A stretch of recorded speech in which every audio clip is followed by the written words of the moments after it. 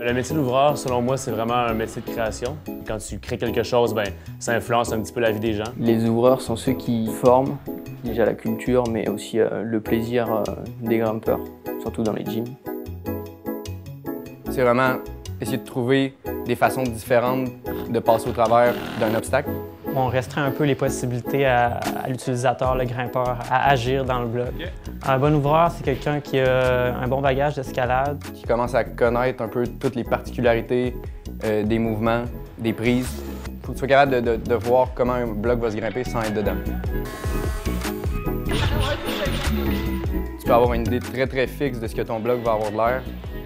Puis finalement, il y a quelqu'un qui va rentrer dedans et qui va faire de quoi de complètement différent. Le travail d'équipe permet vraiment juste d'apporter une qualité supérieure. On est souvent tout seul pour inventer un bloc, mais ensuite c'est beaucoup d'échanges, beaucoup de partage, beaucoup de discussions, beaucoup de grimpes ensemble pour arriver à régler la difficulté des blocs.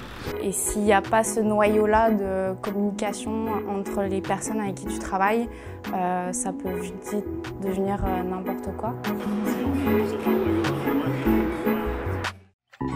Sur le commercial, tu dois ouvrir pour tout le monde, pour tous les niveaux, avoir beaucoup d'empathie, essayer de te mettre le plus possible à la place du grimpeur. Je pense que la différence entre l'ouverture en gym et en compétition, c'est l'exigence et le temps de préparation que l'on peut avoir. On va passer plus de temps et plus d'énergie et on va aller dans des réglages qui sont beaucoup plus fins, beaucoup plus précis sur des blocs de compétition que sur des blocs de gym. Il y a comme tellement de facteurs qui définissent le style d'un gym. Il y a les ouvreurs, il y a les prises, les angles de mur. Des fois même l'ambiance d'un gym peut définir un peu l'expérience que les clients vont avoir dans le gym. La couleur du gym va vraiment beaucoup venir des ouvreurs. On essaye quand même de ne pas laisser transparaître ça, puis de juste avoir un gym qui est à l'image du client. Je suis quelqu'un qui est très petit. Des histoires de placement bien coincées, ça peut ressembler à moi. Créer de la complexité dans les blocs. Plutôt coordination sensitive, moi j'appelle ça. Délicat, précis. Tricky et aussi pas mal du foot, quoi. La première étape, on enlève les prises du mur, on les lave. On recommence tout le temps par mettre les volumes sur le mur, puis après ça on met les prises, création par création en fait. Et souvent on essaie d'avoir une grande variété de cotes puis de styles sur le même mur. Est-ce que vous avez des gabarits pour vos blocs? On n'a absolument aucun gabarit. On se laisse pas mal aller, on place une prise, on fait comme qu'est-ce qui pourrait être beau après, qu'est-ce qui pourrait être le fun. On continue de même.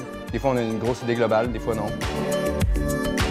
Dans le fond, tu montes puis tu descends de l'échelle pendant 50% du temps, tu essaies tes blocs pendant 49% du temps, puis le dernier pourcent, c'est que tu prends la cote dans le cart et tu la mets sur le bloc.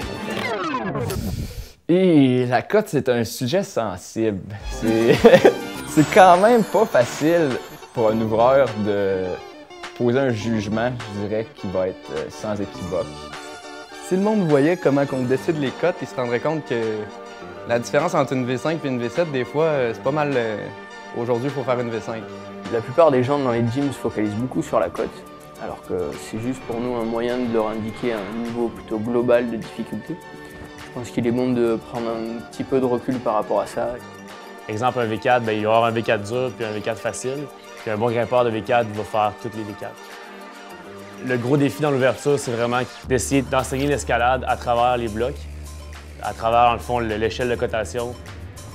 Assurément que le gym avec une bonne ouverture, ça va former des bons grimpeurs plus rapidement.